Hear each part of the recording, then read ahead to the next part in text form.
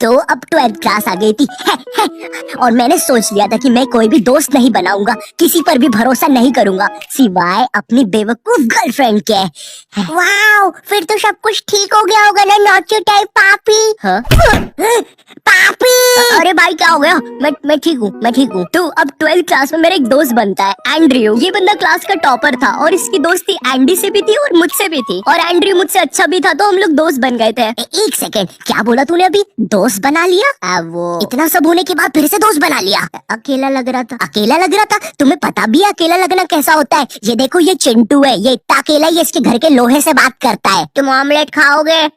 बताओ यार, तुम मुझसे कभी सीधे मुंह बात भी करोगे? बेचारा चिंटू। नहीं, चिंटू बेचारा नहीं है, बेचारे अब तुम बनने वाले हो। एंड्रयू और मैं काफी अच्छे दोस्त बन गए थे, हम लोग साथ में ही पढ़ाई करते थे। मुझे ऐसा लगता था कि हाँ अब सब कुछ सही हो जाएगा, पर पता है अक्सर जैसा तुम सोचते हो वैसा होता नहीं है।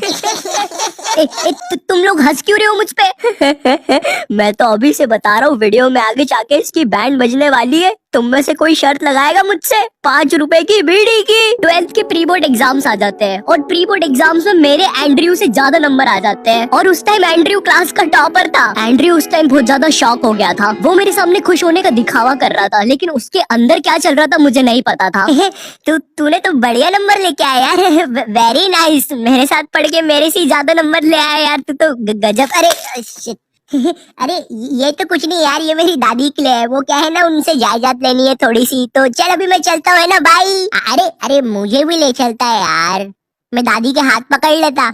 चलो कोई नहीं। एंड्रयू सीधा जाता है एंडी और उसकी गैंग के पास और उन्हें जाके भड़काता है मेरे नाम से कि मैं उनके बारे में हर कुछ बोल रहा हूँ। अब वापस से सारी चीजें स्टार्ट हो जाती है, पर मैं पहले इतना बुली हो चुका था, मुझे अब कुछ फील नहीं हो रहा था। हाँ तो इतना दुखी होके क्यों बोल रहा है मुझे कुछ फील नहीं हो रहा था? ये देख, ये हिमेश को भी कुछ भी फील नहीं होता है। मैंने आज 2 शून्य करने के इंजेक्शन लगाए खुद को, एक इधर और एक इधर। एंड्रयू को पता है क्या डर था कि मैं उससे बोर्ड एग्जाम्स में ज्यादा स्कोर ना कर दूं, और इसीलिए उसने मुझे डिस्ट्रैक्ट करने के लिए अपना मास्टर मूव खेला। तो मेरे बायोलॉजी का एग्जाम था और मुझे उस दिन एक कॉल आता है। वो कॉल शार्लेट का होता है, और मैं जैसे ही कॉल उठाता हूँ वो बोलती है मुझे एंड्रयू ने तुम्हारे बारे में कुछ बातें बताई है और अब हम साथ में नहीं रह सकते।